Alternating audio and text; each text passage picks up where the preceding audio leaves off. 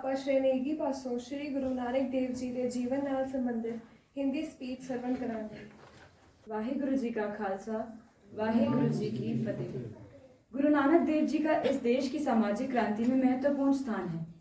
राजनीतिक प्रभाव के कारण उस समय समाज में अनेक प्रकार के अंधविश्वासों और निराशाओं ने जन्म ले लिया था।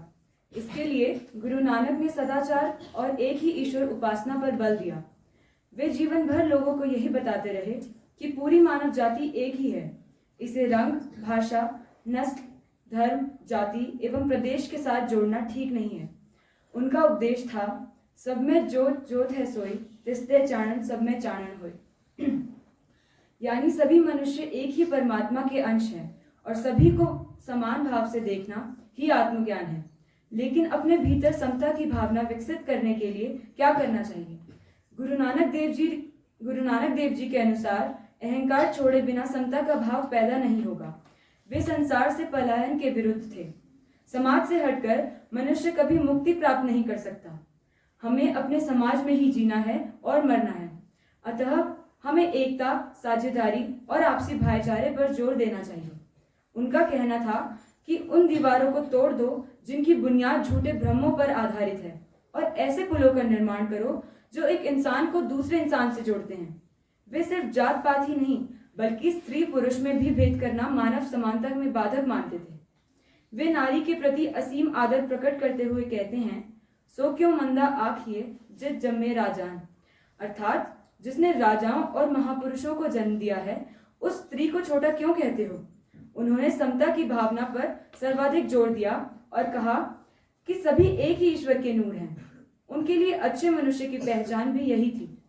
अच्छा आदमी वह है जिसमें समता की भावना हो। ऐसे जन विरले जग अंदर, परख खजाने पाइया, जात वरन ते पै अतीता, ममता लोग चुकाया। इसके अलावा गुरु नानक निजी सदाचार पर सर्वाधिक जोर देते थे। नानक अवगुण जेतरे तेते गली जंजीर, जे गुण होन ते कटियन से पाई से वीर। उनका मानना था कि बुराई को छोड़ने पर ही हम अच्छाई ग्रहण कर सकते हैं। समाज में व्याप्त इन्हीं बुराइयों को दूर करने के लिए नानक देव का जन्म इस देश की भूमि पर 1469 ईस्वी में कार्तिक मास की पूर्णिमा को हुआ था। गुरु नानक देव ने उन अच्छाइयों पर जोर दिया जिससे समाज को ऊंचा उठाने में मदद मिले। एक तरह से उनकी शिक्षाएं केवल दर्शन नहीं, एक आचार शास्त्र है।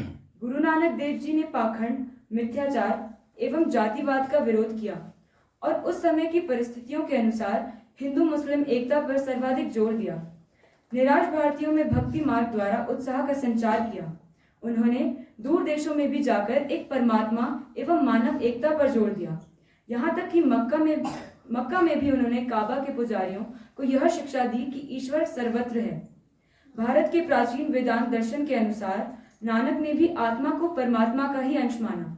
इस तरह से वे मनुष्य की गरिमा को बढ़ाते रहे। आज जो हमारे देश की स्थिति है उसमें नानक देव के उपदेश अधिक प्रासंगिक हैं। यदि सभी धर्मावलंबी उनके उपदेशों को हृदय से स्वीकार करें तो अनेक जटिल समस्याएं सहज से दूर हो जाएंगी। गुरु जी की अमृत वाणी आज भी गुरु ग्रंथ साहब के पाठों में उपलब्ध है। आवश्यकता है उन उपदेशों को आचरण में उतारने की। आगे चलकर उनकी शिक्षाओं को लेकर ही सिख संप्रदाय का उदय हुआ जो कला और देश की रक्षा में अपनी अप्रतिम भूमिका निभाता आ रहा है। धन्यवाद। वाहिगुरु जी का खालसा, वाहिगुरु जी की फतेह।